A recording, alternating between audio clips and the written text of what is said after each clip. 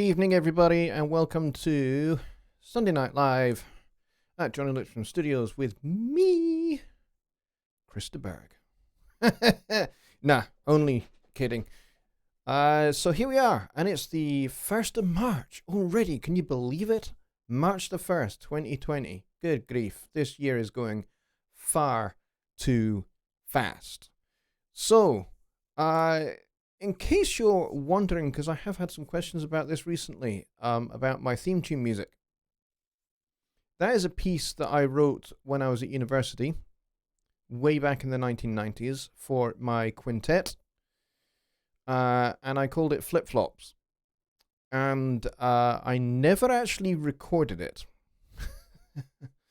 It never actually made it to the studio, so I mocked it up in MIDI back in my Cubase days, and it remained dormant for a long time because as you know, those of you that know my story, I switched from Cubase to Studio One in 2013, and so for all of that time, that song was just completely archived somewhere because it was a Cubase project, and I didn't think I could open it in Studio One.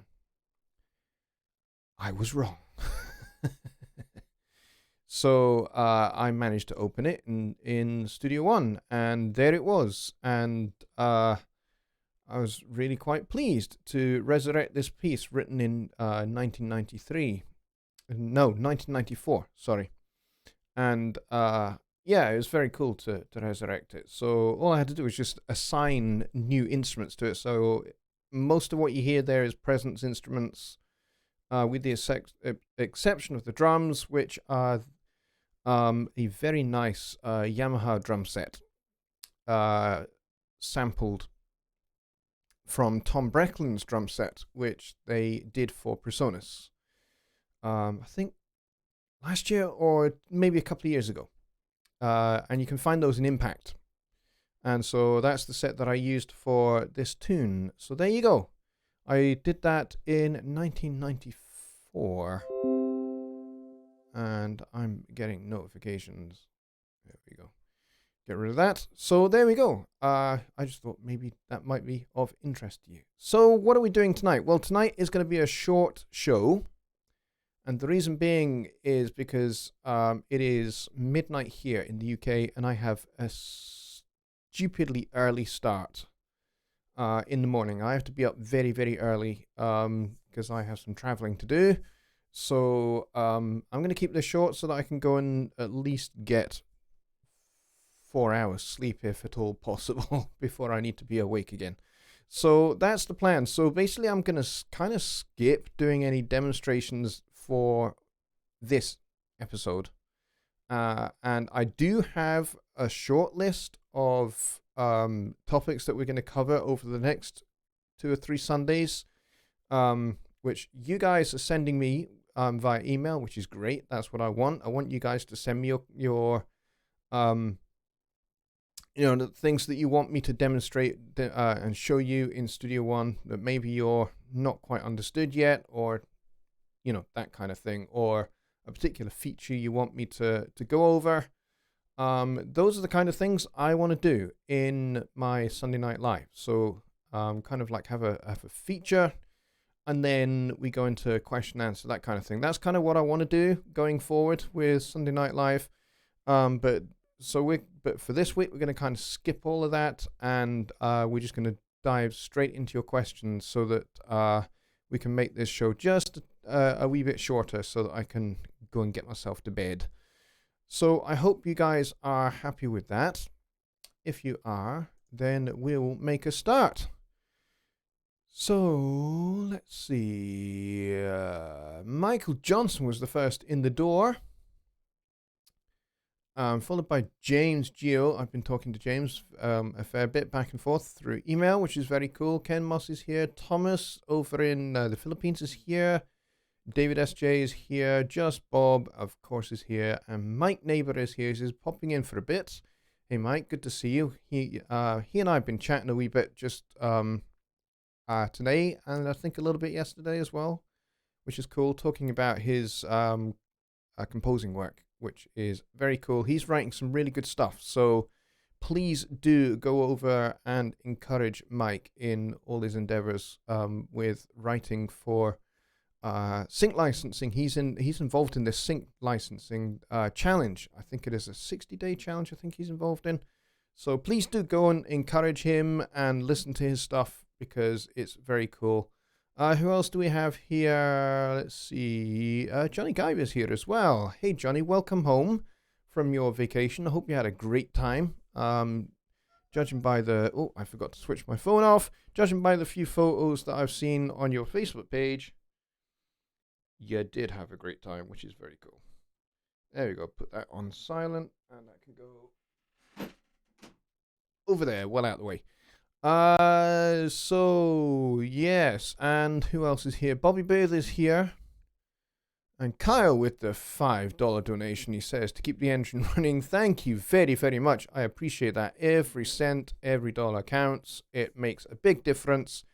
It means I can kind of upgrade stuff around here, like my lighting, like my webcam. By the way, I have a new webcam coming, which hopefully will arrive in the next day or two. So, because, I mean, this one is a 1080p HD camera, but here's one of the interesting things that I found with my new computer is some of my hardware that I've had for a few years is not compatible with Windows 10. So, my second interface for a start is which I have used for about 5 years for making my videos, no longer works. Certainly on this computer, just doesn't work. It sounds like I'm in slow motion, like that. It's awful. And it's nothing to do with a sample rate thing, because I've checked. It's to do with the fact that there is no device driver for Windows 10 for this device, because that interface is about 12 years old, so it's just out of date. And it worked fine on Windows 7, but does not work on Windows 10. So that's one of the things I learned. Next thing I've learned is that the webcam that you are looking at also has no driver for Windows 10. Because, again, it's quite an elderly camera. So I've got a brand new Logitech camera coming. It's the updated... it's the C920, but it's the updated one. They just brought it out, I think, earlier this year. So I'm getting that. That should arrive hopefully this week, and I should be installing that. And then hopefully that has a great driver in it that I can use. So hopefully that should improve things a bit, because I have noticed that sometimes my picture and audio have been out of sync with each other. Part of the reason for that, I have discovered, is because my webcam does not have a driver for Windows 10, so it's slow. So anyway, Mike says the challenge is over. I passed the test. Well done, you. Good work.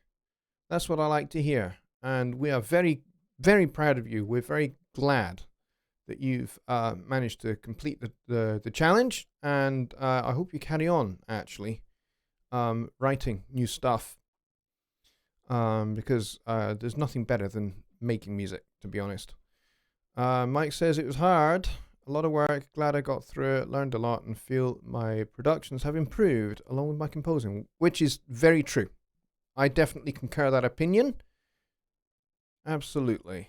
Let's see. Francis Stino's here. Says Cheesehead from Wisconsin. Good to see you, mate. Welcome.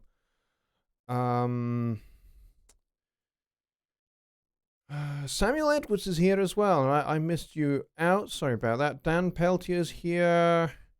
And Old School Funk and Soul. Where are you going tomorrow? Anywhere nice? Not really anywhere scenic or anything like that. I'm just away out of town working. I'm not going to be in this studio tomorrow until late tomorrow night. So I'm going to be not even in Edinburgh tomorrow. So there you go. Mike says, I'm going to keep going. Just just need help programming MIDI guitars. Yeah, MIDI guitars can be a right pain in the butt because they are a challenge, especially if you want them to sound real, like a real guitar player. I mean, the same goes for writing for a horn section. Writing for anything, in fact, if you're using MIDI, the big challenge is making it sound like a real horn section, a real orchestra, a real whatever it is that you're programming. And so you have to kind of put yourself in the instrumentalist's shoes, the virtual instrumentalist's shoes. You have to imagine, okay, I'm writing for a string quartet here, and it's a virtual string quartet. But the important thing that you need to do is actually think like a violin player, viola player, cello player, double bass player. A little bit. So you need to kind of have those kind of things in mind, like bowing techniques and those kind of things. And articulation, kind of like how the instrument is played, so that when you're writing for it and you're programming it in MIDI, it sounds like a real player would play it. Same with, writing for a horn section. I get this quite a bit, when people do send me their arrangements for me to listen to and evaluate, and I send them a little sort of 2-paragraph evaluation back. Quite often I find that they are writing voicings for the horn section, which is actually not possible with real instruments.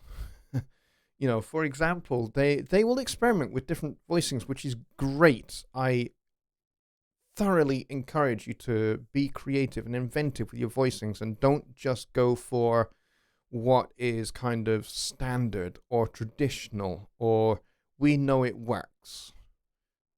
So there are certain interval leaps that you want to avoid because they're awkward to play. Okay, like minor ninths, that kind of thing, are awkward on saxes, trumpets, trombones. They're really hard to get right immediately. So kind of those kind of leaps, they're quite hard to play. So you want to try and avoid those.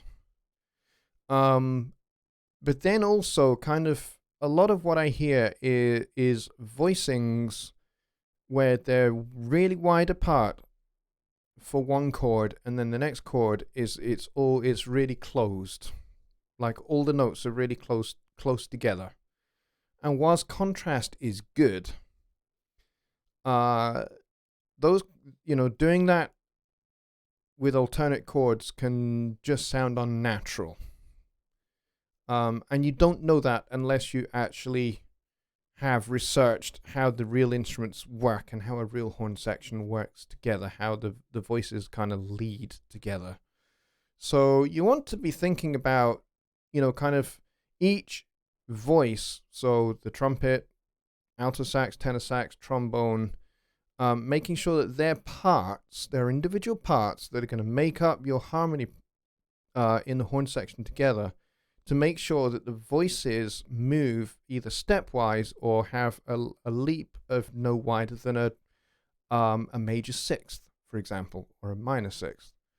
And just, so those are kind of horn arranging techniques that I talk about, and I think are really, really important.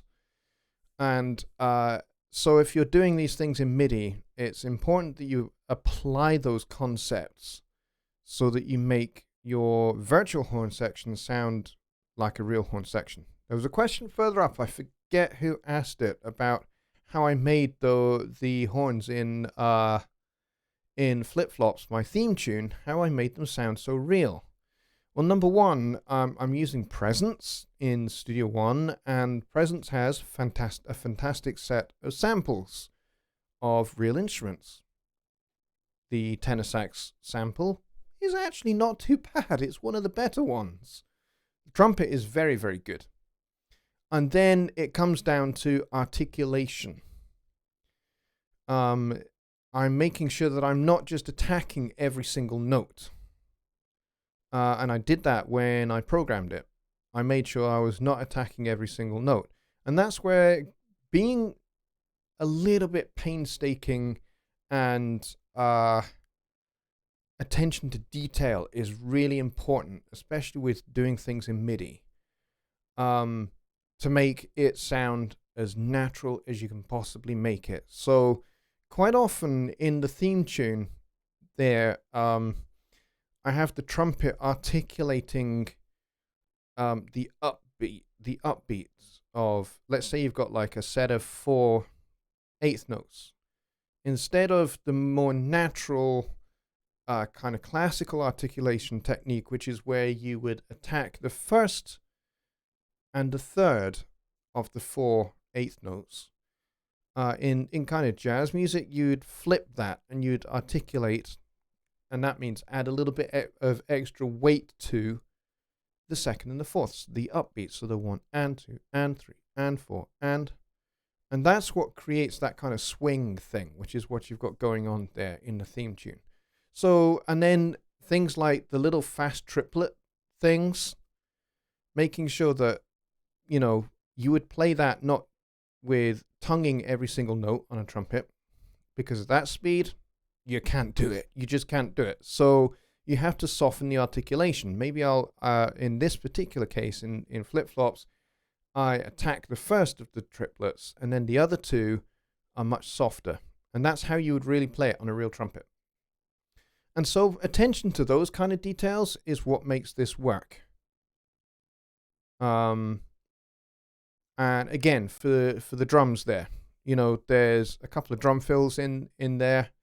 And again, attention to detail. Make sure the ride cymbal's not playing when you're playing the drum fill, because that's how a real drummer plays. You know, we've only got 2 hands and 2 feet, so that's how it works. You're not going to keep playing the ride cymbal pattern and playing this ridiculous drum fill. You just can't do that. So you have to pay attention to those kind of details.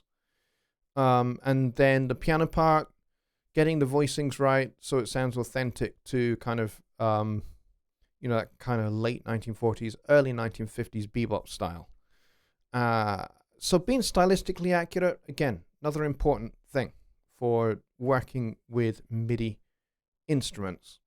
And that's kind of how I did it for making sure that those horn sections sound correct. Just Bob says, by articulation, softening, etc., you mean velocity on the notes. Yes. Yeah, exactly. Velocity on the notes. Because and this is the difference between a good sample and a bad one.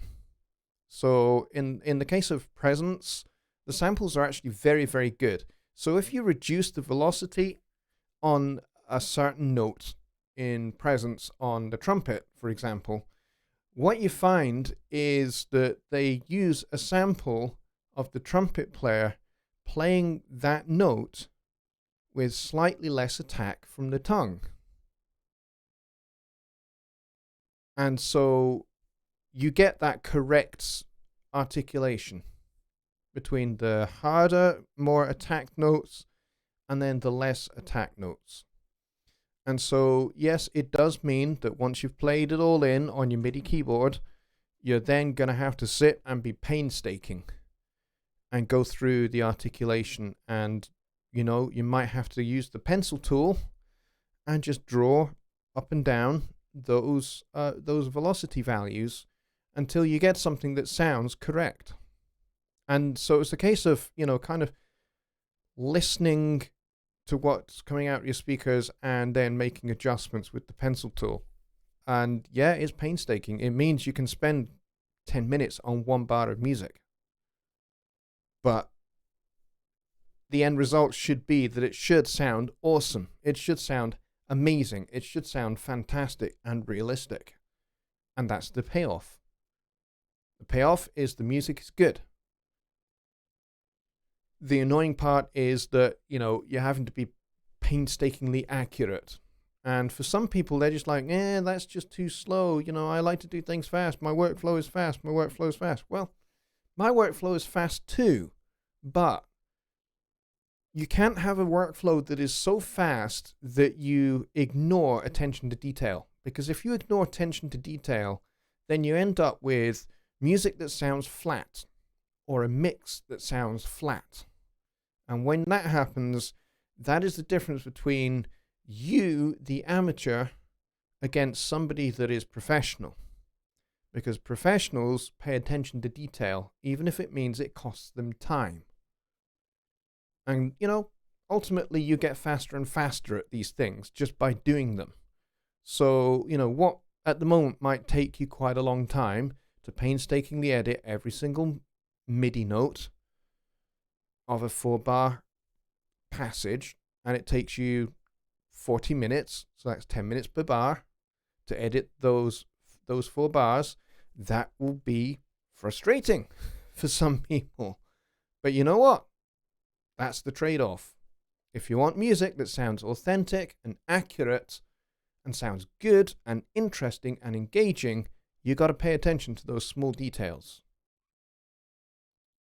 And, a lot of what I see, unfortunately, in the Facebook world is a lot of people saying, oh, but, doing that just takes hours. Yes, it does. I don't want to do all of that. Well, fine. You just end up with music that sounds flat and amateurish. Pay attention to the small details, and the trade-off is massive. You end up with a body of work that sounds phenomenal and that people really, really engage with. So there you go. That's kind of my advice. But, not everybody's going to want to hear that, unfortunately. Okay, let's see. Mike says, not a big fan of UJAM stuff. Too loop bass for me. I like ample sound stuff. UJAM stuff is useful. I don't use all of their stuff. I have the Fat 2 drummer, which is great for just, there you go. There's some drum grooves. And, I'll use them to essentially mock up a drum part that I then would maybe get another drummer to overdub. And the same with their guitars, actually. Although sometimes their rhythm guitar parts are actually really good. And so I might, have a couple of UJAM guitars and then a couple of real human actually played guitars, and then blend those 4 guitars together, and you just come up with something that just sounds really great doing it that way. But, again, virtual guitars, I don't like to expose them too much because they don't sound that real, unfortunately. Particularly things like nylon strung guitars. They are so hard to sample in the first place. Particularly on, maybe a piece of software that is free of charge. You're investing a lot of time and a lot of effort into, mapping lots and lots of articulations for something like a nylon strung guitar, because you're thinking about all the variables. But, are you really going to sit there and map out thousands of articulations for something that is just going to go out into the world for free? You're probably not going to do that. And so what you end up with is a nylon strung guitar that has maybe 5 or 6 different articulations and maybe half a dozen velocity levels for each note. And maybe they've only done downstrokes instead of down and upstrokes. And so you end up with something that sounds a little bit one-dimensional, or two-dimensional at best. But there you go. I mean, you get what you pay for in some respects with things like guitar samples. It just is the way it is. In some respects, there's no substitute for a real guitar player. But obviously not everybody can afford to hire a real guitar player. Unless you are actually a good guitar player, which I'm not. I'm a bad guitar player. I play some very strange chords on the guitar. And that's pretty much about it. Just don't ask me to play C, G, and F, or D, G, and A, because I don't do that. I do A weird and B flat strange chords, those kind of things on guitar. Kyle says, Mr. McCartney was spotted walking downtown here last Sunday in a small town near where his wife grew up, was photographing some of the older buildings. He is into architecture. It's one of his little passions, actually. I've heard that. And being from Liverpool, Liverpool architecture is glorious. There are lots of very, very beautiful, very old buildings, and he loves when he's back here in the UK. He loves going and photographing old buildings and studying them. Excuse me, because he considers it artwork as much as anything else. Just Bob says that would make a great show or video. Yeah, it probably would actually. Talking about virtual instruments and how to get the best out of them. Maybe I will do a series on that. Actually, good idea. Mike says, and when it gets a bit too frustrating, walk the hell away for a bit. Yes, absolutely. And I would say that even if you're mixing, and not just recording or doing any MIDI stuff, MIDI production stuff. I would say even if you're mixing and you're getting a bit frustrated with being able to separate out, maybe the 8 or 9 guitars that are in the song, and you're just like, oh, I can't get these guitars they're fighting each other. Arg. When you're at that point, that's where you should just go and take 5 minutes away from the studio. Go and sit in the lounge with a cup of tea or coffee or whatever it is that you like to do to kind of slow yourself down a bit. Give yourself 5 minutes, give yourself 10 minutes, whatever it needs, and then come back and listen again to the mix, or listen to what you're doing with a little bit more objectivity. Objectivity is so important in making really, really good music. Because we invest so much of our emotional energy into making music. It's really important that we we maintain some objectivity about what we're doing. Because otherwise we can get so wrapped up in it that we can get lost very easily. And also we start taking the music very, very personally. And when that happens, if somebody then says, actually, that's not good, you get upset. But if you're able to maintain your objectivity, when somebody says that's not good, instead of getting upset, you're then able to say, okay, what do you think is not good about this? And, how do you think I can make it better? Now you're in a position where you're humble and you have a soft, teachable heart, and you're saying to the person who's criticizing your work, you're saying, give me some feedback.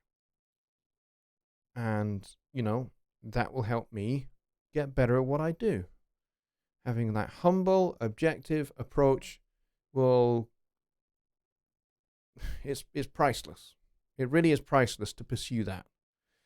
Okay, sorry. Got an itch. Ken says, Andy, he's responding to Andy. Andy says, my guitar player is killer. He is so humble, though. Best place to be.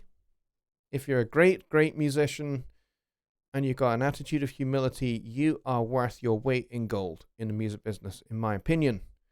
Ken says, I'm lucky too. The guitar player I play with has toured with Chubby Checker and Noel Redding. Awesome. That is very, very cool. And Francis Dino says, regarding plugins, I've tried dropping DLL files into the Studio One plugin folder, and it will not let me. I'm trying to get my plugin manager to see some effects VSTs on one of my drives. You kind of have to install them to your VST plugins folder, which you should have on your C drive. You should have I think it's in program files, something like that. There should be a folder called VST plugins, and that's where your plugins should install to, and then Studio One should see them fine. I have found with pretty much all of my third-party plugins that I've installed that's where they need to go, regardless of the manufacturer. And then Studio One knows exactly where they are and can reference those DLL files dead easy. So, I'm not quite sure exactly what to suggest there, Francis.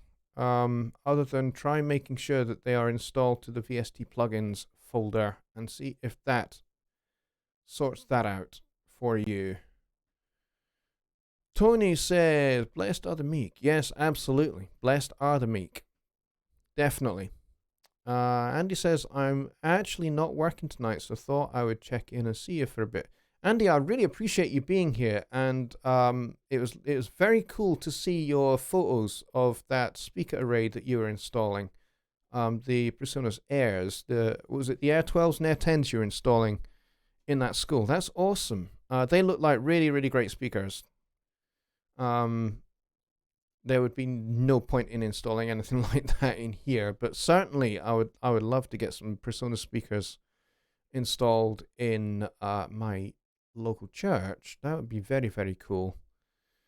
We're gonna have to see about that, because we have just got ourselves the Studio Live 64, which is awesome.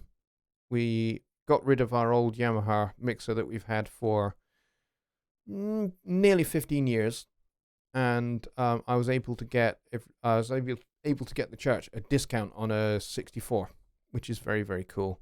And and I'm quite busy training everybody in how to operate the 64 and setting up their profiles and everything else, which is very cool. The way the new profiles and everything else works on the Studio Lives, it's extremely cool. So yeah, the 64S, I think it is a great, great, great mixer. I just would love my church to now embrace the entire PreSonus ecosystem. That would be amazing if they did that. Don't know that they will, but that would be very, very cool. All right, so we've got 20 people here, which is crazy. Keep coming with your questions, guys. Maybe questions related to what I started off talking about, which was MIDI and that kind of stuff. We can talk some more about that if you want to. Be happy to do that. Let me just take a little break for some fluids.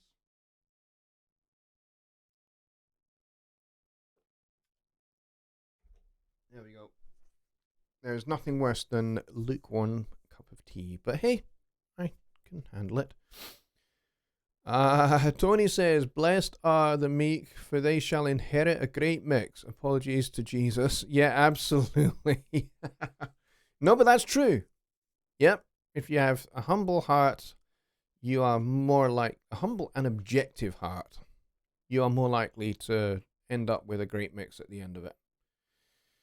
And absolutely. And I think you're perfectly within the text of scripture there to adopt that. So, and apply it to mixing. That's very cool. Let's see.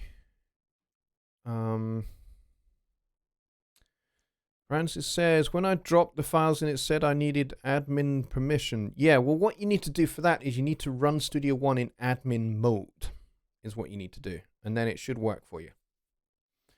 It should work for you. And the way to do that is the desktop shortcut. If you're on PC, I think you just right-click it and you choose Run in Administrator mode. Or Run as Administrator, I think is what you do. Not quite sure what you do on a Mac, but that's definitely what you do on a PC. I see you have your PreSonus Cyberman headphones on. Yes, I do. They're not the only headphones I have, though. I have these. I have smack the mic. I have these, the HD9s. These are really great, actually. I use these for tracking, and they are awesome tracking headphones. I've used a lot of tracking headphones over the years, from the most ridiculously expensive to the cheapest, and these ones are the best of the bunch. I've got to say it. These are the best of the bunch that I have used in, 35 years. So when I am away to other studios, as I will be tomorrow, I don't use their headphones. I take these. I use these. And I don't care what anybody else says. I use these because these are great. And I did a review video on these and the HD7s. I kind of made it a combined video, the HD9, HD7 videos, when the HD9s first came out. And put that on the end of the mic stand. And they are very, very cool. I would like to get my hands on the new PreSonus Bluetooth headphones. You know, the Eris ones. I forget what the model is. But yes, I'd like to get myself a pair of those and see what they're like. I imagine that they're more consumer grade headphones than they are for mixing and mastering and recording and that kind of stuff. But I'll have to try them out and see what they're like in all of those scenarios. But by the look of the way they're being promoted and the way they're being sold, they kind of it's kind of suggested that they are more kind of consumer grade headphones than studio headphones, but that's okay.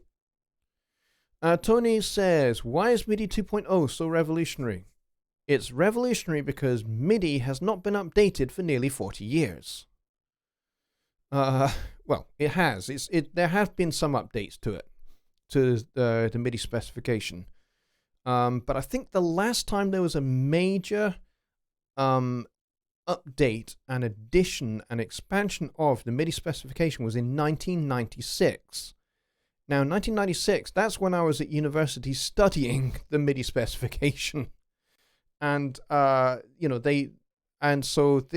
this was all kind of new. The additions that they made to it is all kind of new. But nothing really has been added to MIDI since then. Like, if you go and go to the website midi.org and look up the MIDI specification documents, you will find that those documents are copyright 1996, because that's the last time anything was done to updating, upgrading the MIDI specification and adding to the protocol. MIDI 2.0, yeah, we don't know lots about it yet. And I would suggest that it's not necessarily going to be widespread and adopted a lot yet. Even though it's kind of launched at NAMM this year, I don't think we're going to see it massively widespread until it is supported officially by Apple and Microsoft. When it is officially supported on those two platforms, then I think we will see a lot more of MIDI 2.0 specification coming into play, coming into being, and being adapted and adopted by DAW manufacturers, including PreSonus for Studio One. So I don't think we're going to see MIDI 2.0 stuff being added to any version of Studio One for a while yet. Until, as I say, it is adopted by Mac and Mac OS and Windows. When that happens, then I can see it being applied. Until then, I don't think so. Let's see. Old School Funk and Soul said, once before here I talked about feel and definitely need to have this knowledge with MIDI VSTs to get the best feel and realism. Good points being made. Yeah. Another thing to say about MIDI, if you're working MIDI, be careful about how much you hit the quantize button. In the 1980s, we quantized everything. Trust me, because I did it all the time. Every time I wrote anything in MIDI or performed anything in on a MIDI keyboard, I hit Q. And everything got quantized. So if I had a whole rhythm section's worth of MIDI parts, I quantized it all. It can sound a little bit robotic. Now, thankfully, there are options, especially in Studio One 4.6, where you can loosen things up a little bit, and you can loosen things up by a certain amount rather than just letting the computer decide how much it should loosen things up. Because even when you get a computer to loosen things up, it loosens things up by specific values. Whereas nowadays what you can do is you can loosen it up by your own set of values. And the computer will conform to whatever you tell it to. So definitely don't quantize too much. Depends on the genre you're working in. If you're working in, like, I don't know, extreme death metal, and you're doing your drums on a V drum set in that context, yeah, you probably want to quantize the heck out of it. Especially those blast beats. And, the machine gun kick drum and all of that. Yeah, you probably want to quantize the living daylights out of all of that. Because, anything kind of mechanical music orientated, you want to quantize the living daylights out of. But most kind of things like rock, some pop, although quite a lot of pop music nowadays is quantized to Hades and back, and I don't like it. But yeah, certainly rock music, jazz, folk, I would be sparing about how you quantize, to be honest.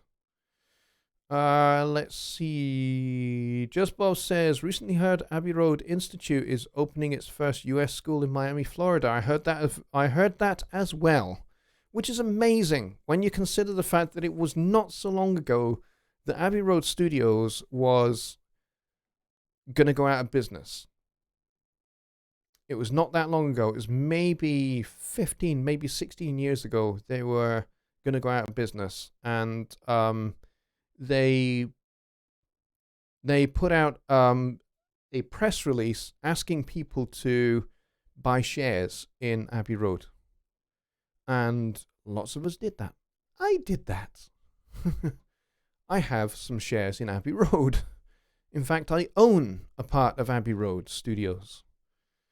It's probably the toilets that I own now, but certainly a lot of people chipped in and to purchase a part of Abbey Road to protect it and keep it from rampant investors that want to buy up all of that land and all of those buildings and turn them into apartments and all of that kind of crap. So yeah, Abbey Road for a wee while were looking like they might go bust, but thankfully that's not the case now. They're doing marvelously well, to quote my good friend Warren Hewitt. And yes, they are opening their first US school in Miami, Florida, which is awesome. Francis says, wasn't that the year they added General MIDI? General MIDI's actually been around since 1984, 85, I think, if memory serves. They added some extra things to the protocol for XFM, I believe, is what happened in 1996, if memory serves. Again, I'll have to go and check my MIDI spec documents, because I've got them all. I've had them all for years. Because, as I say, I kind of, as part of my music production course at university, I had to study all of that stuff. So I still have that on one of my external hard drives. It's just there, and I can just reference it whenever I need to. Just Bob says, very informative show today. Thank you very much. You're welcome. Francis says, Roland's new 88 key controller is advertised MIDI 2.0. Yes, it is. It is supposed to be the first MIDI controller that is 2.0 ready, which is very impressive indeed. However, I think it's just a little bit of publicity and a little bit of hot air from Roland, unfortunately, because MIDI 2.0 has not been adopted by either Windows or Apple Mac OS as yet. So there's very little point in having it yet.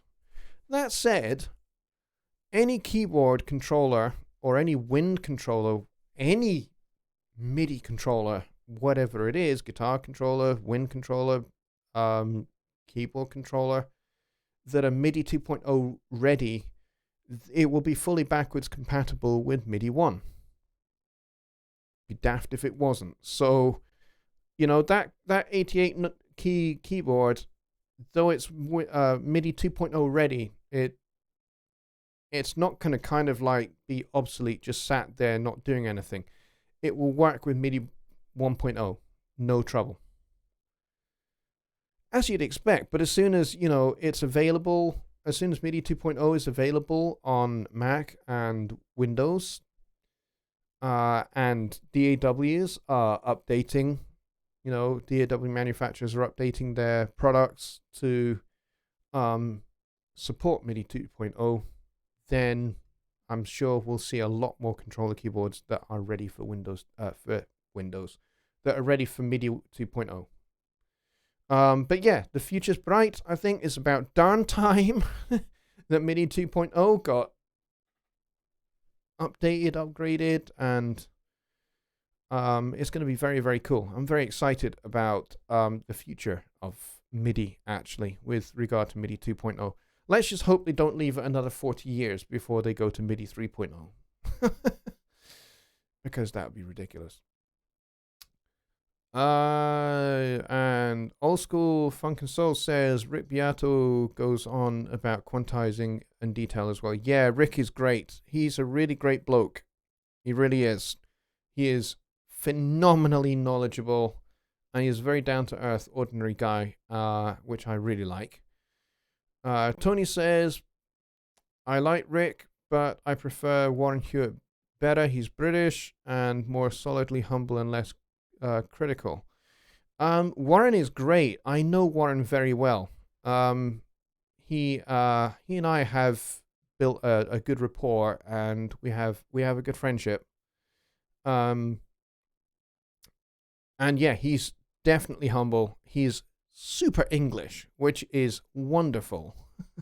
It's so much fun when he says, "Have a marvelous time recording." I can't do his particular English accent, but it's so good when he says, "Have a marvelous time recording and mixing." I love it when he says that. Hope you're doing marvelously well. It's so gloriously British. I'm so glad that when he moved over to LA in the 1990s, that his English accent has not faded away at all. It's so good. But yeah, he's a very, very cool guy. And you're right, he's pretty humble. Pretty humble. I think Rick is too, but Rick, Rick and Warren are probably like chalk and cheese. They're two very, very different personalities, I think. Tony says, but in the 80s, it was vogue to be robotic. Yes, it was. You're absolutely right. Unfortunately, just as in all things that are fashionable, they go in cycles. So things were robotic in the 80s, and then we kind of rejected that for a while. Now that's all come back to some degree or other. You now find that a lot of pop music nowadays is quantized to Hades and back, and then back to Hades and then back in. It's crazy how much quantizing is involved in a lot of popular music these days. I don't like it. I really don't. It sucks all the emotion and all the personality and all the swing out of music. Music should swing, even if it's straight eighths. It should still swing. It should still have a little bit of a sway to it. And that's what makes some of the greatest rock records. That's what makes them so good. Or funk records. What makes them so good is the fact that the backbeat is bang on, particularly in a funk record. The backbeat is absolutely bang on the 2 and the 4, but not like right on top of the 2 and 4. If you quantize a funk groove in Studio One, the backbeat on 2 and 4 is on top of the 2 and 4, because that's what quantization does. It puts it on top of the beat. When actually what you want is you want it to be slightly after the beat. Only like a gnat's hair width. But you want it to be slightly after the beat. And that's what gives funk that groove, that sense of forward motion, is the fact that the snare drum and the backbeat is just a bit late and not on top of the beat. It's slightly behind the beat. And the same with country music. What makes country music sound like country music is the fact that the rhythm is slightly ahead of the beat. It's only a little bit, but it's enough. And, in country music, straight eighth notes are not entirely straight. They're not swung, but they're not straight either. They're kind of in that in-betweeny place, which sounds and feels terrific when you're playing eighth notes that are not straight, but they're not totally swung either. They're kind of in that in-betweeny place. And I love those kind of grooves, those kind of lazy, sloppy kind of country shuffle grooves. They're really, really cool. I'm not a country music fan at all, but as soon as I hear somebody play one of those country swing beats or one of those country shuffle beats, I love it. I mean, those kind of grooves come from New Orleans. They're adopted from New Orleans and Mississippi Delta blues kind of music as well. But yeah, I love all that kind of stuff. And you just can't do that with quantizing. So there we go. We are getting awfully close to 1 a.m. and I really should be going to bed. So I'm going to knock it on the head here, folks. But thank you very much for coming out, and a big extra special thank you for Kyle for the $5 donation. That is awesome. Donations are good. Donations are great. They help me keep going doing my Sunday Night Live show. If this show is of value to you, please do consider doing the super chat just like Kyle did. I would appreciate that a lot. You guys in 2019 donated a lot to me, and I appreciate it massively. You guys helped me do all sorts of things with the studio. You guys helped me upgrade hard drives. You guys helped me get more lights. And of course the webcam. The webcam is the only reason why I'm getting the new webcam, which should arrive this week, is because you guys have donated and made that possible. So thank you very, very much to every one of you that has donated anything through Super Chat or through PayPal. However you've chosen to do it means a lot to me. I really, really massively appreciate it. More than you know. It's amazing. You guys are awesome. Speaking of which, Michael Johnson with a $5 donation right on the cusp there. Thank you very much. I appreciate that. That's very, very cool. So, I will see you guys for Songwriting Simplified on Wednesday on Jonny's channel. It'd be so good to get back onto Jonny's channel and do that show. It's going to be awesome. Don't know what we're going to talk about yet. I will talk to Jonny once he is back and settled in and everything. And we'll have a subject sorted and ready for Wednesday. And then, of course, we'll be back here on Sunday, which is how fast weeks go these days. So yeah, so I have some exciting things coming up this week and next week, which I can't really talk about much at the moment, but as soon as I am able to talk about it, I will, and you guys will know about it. So on that note, I'm going to say good night, and thank you very, very, very much for coming out, and I will see you on Wednesday. Good night. Oh, play out music. Forgot. Oh, come on, play out music. There we go.